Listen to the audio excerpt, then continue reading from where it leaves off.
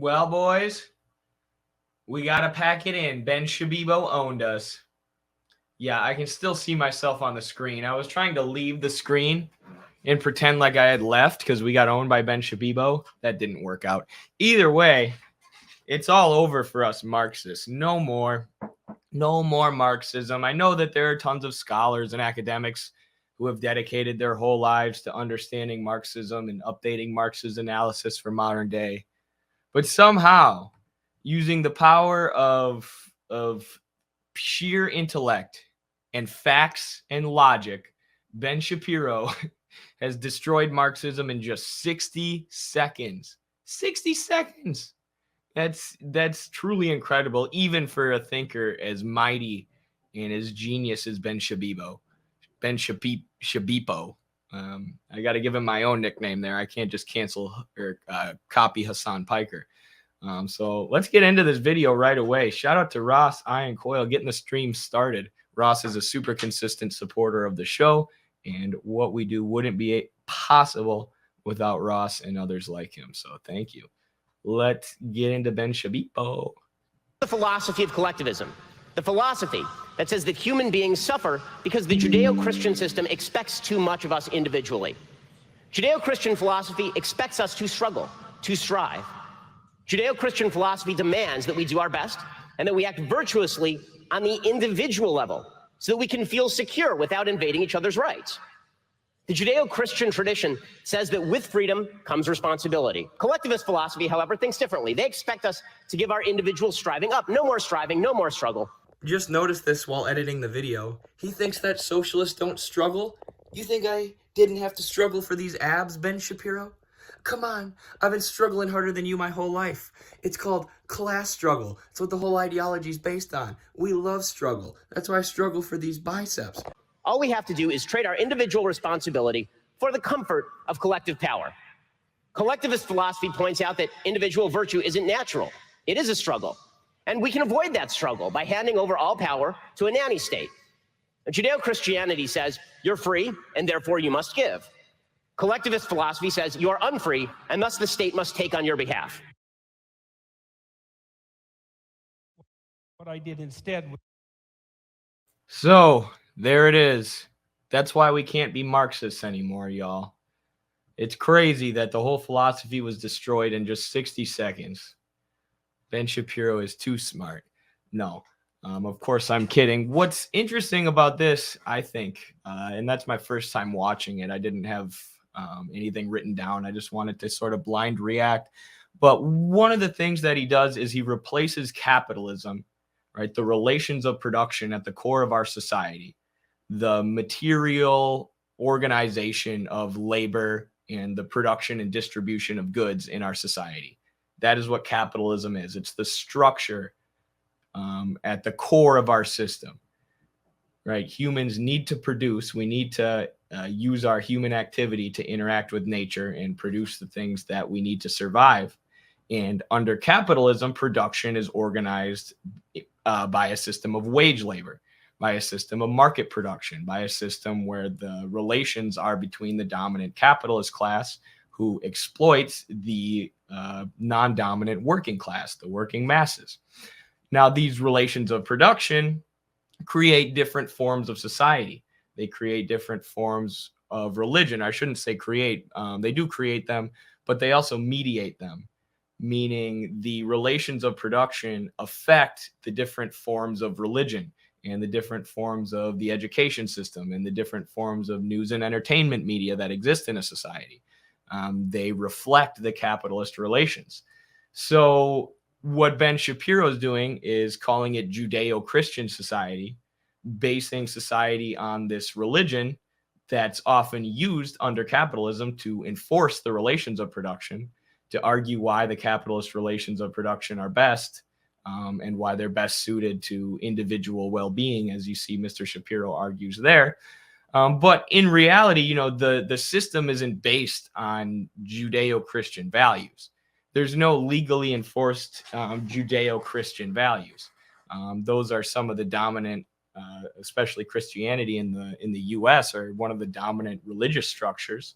And, you have things like prosperity gospel, and all these different forms of religion that help to enforce capitalism. And of course, Protestantism was synonymous with the rise in capitalism and the fall of feudalism, which was backed by the Catholic Church, who was a major landowner in the feudal system, feudal mode of production.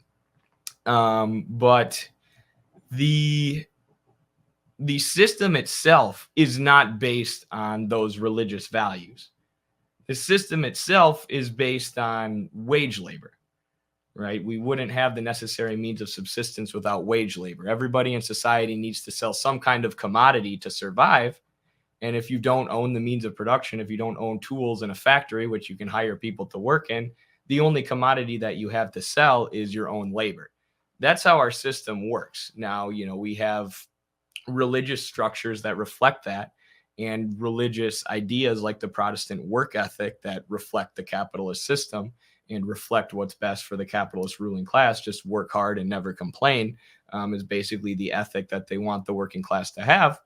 But it's not, they don't want you to work in the factory 12 hours a day for minimum wage because of Judeo-Christian values, right? They create the Protestant work ethic and these religious values, or these religious values are created because the ruling class wants you to work in the factory because of wage labor. It's the relations of production, which are material and concrete and historical, and are at the core of society that influence things like religion, that influence what we call the superstructure. Also, and so what Ben Shapiro is able to do by ignoring the actual structure of the system and ignoring the relations of production, because the relations, infer relations between two people, one of them being dominant, or two classes of people, one of them being dominant, the exploiters, and one of them being the exploited, which is of course how capitalism works. The owners of the means of production exploit the wage laborers, those who don't own the means of production.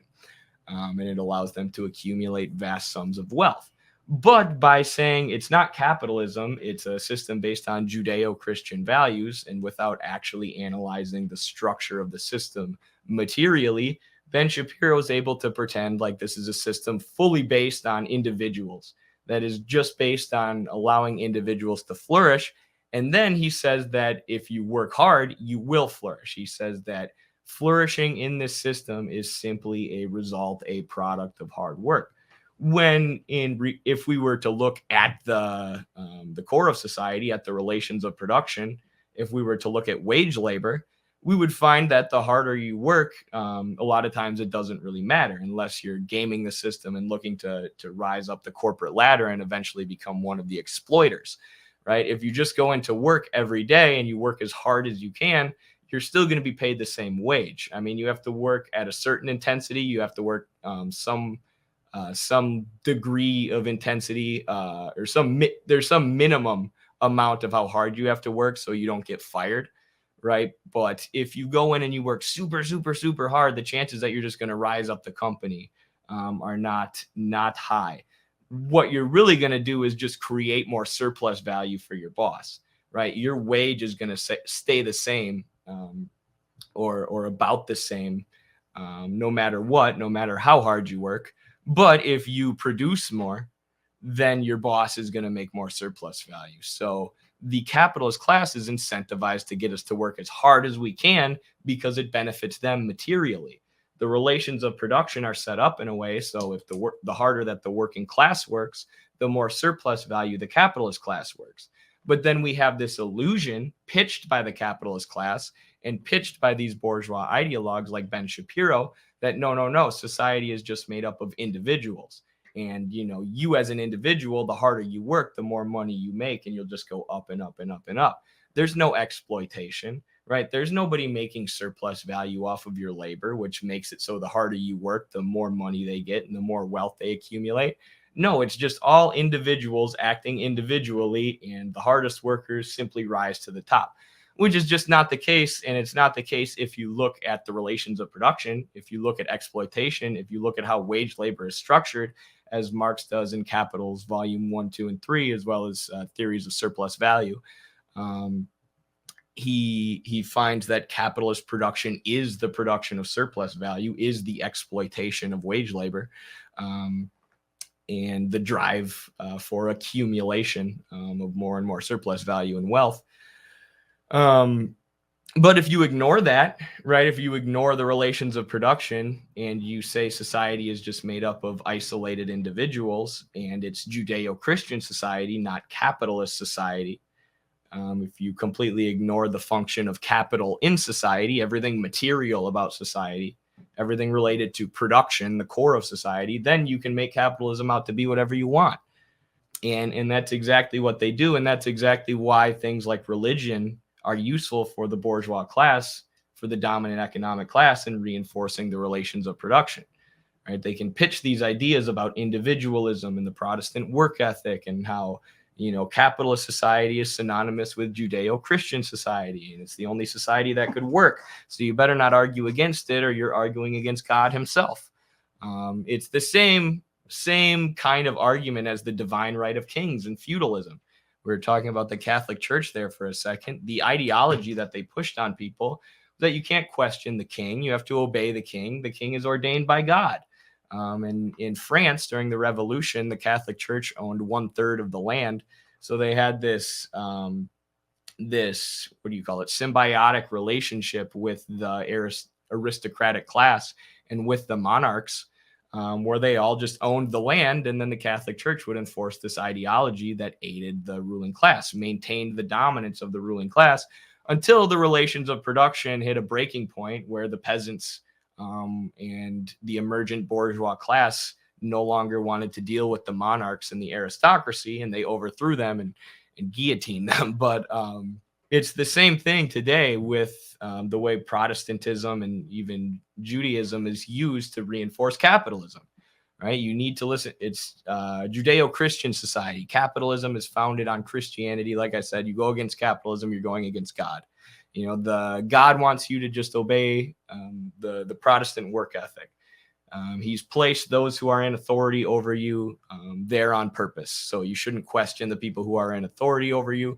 You should just keep your head down and work hard. It's a very useful ideology for the capitalist ruling class, which is why it's worked its way into so many of our religious doctrines. So to end this segment, I always like to show the diagram of base and superstructure. And this is an oversimplification for sure of Marxism and the dialectical materialist worldview, or dialectical materialist method. Say dialectical materialism 5 times fast.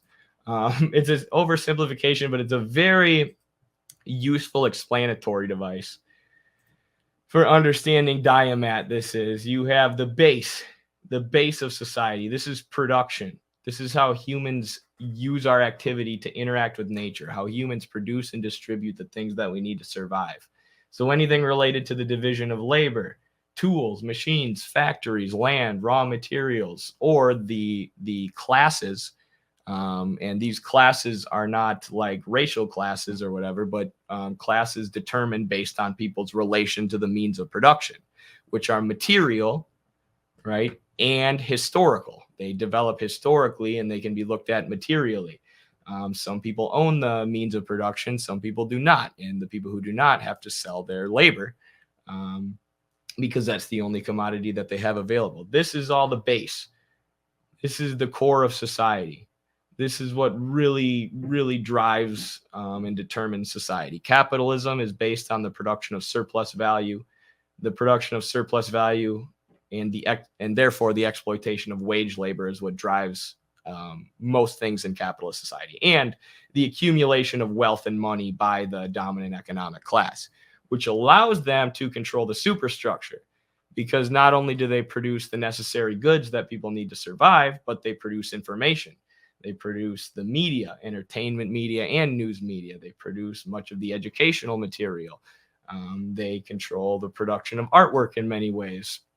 They can choose to fund or not fund the production of science or the new scientific experiments. So the relations of production and the dominant economic class at the base affects, conditions, and controls the superstructure. But by isolating the superstructure, sorry, I'm going to go back to my graph just for a bit. By isolating the superstructure, by targeting religion here, which is what that says, I don't know if you can see it, part of the ideology of capitalism, rather than talking about exploitation and the actual relations of production at the core of society, Ben Shapiro is able to hide. He's able to cast an illusion that makes it so people can't see the core of society. They can't see the exploitation that leads to the production of surplus value and leads to accumulation, which our entire society is based upon. And our entire society is dominated by those who have accumulated capital.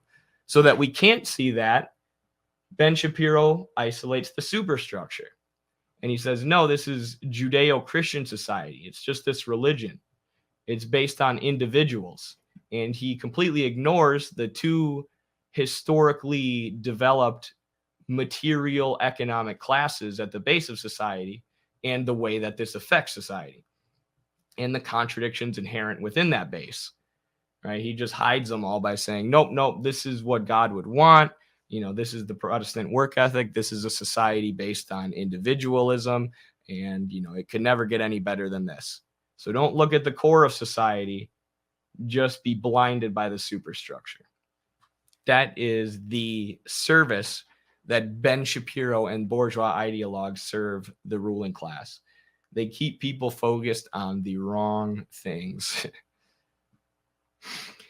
And they conceal the base, the economic base at the core of not just capitalist society, but any society, which is why I like to use the returned to what I analogy so often.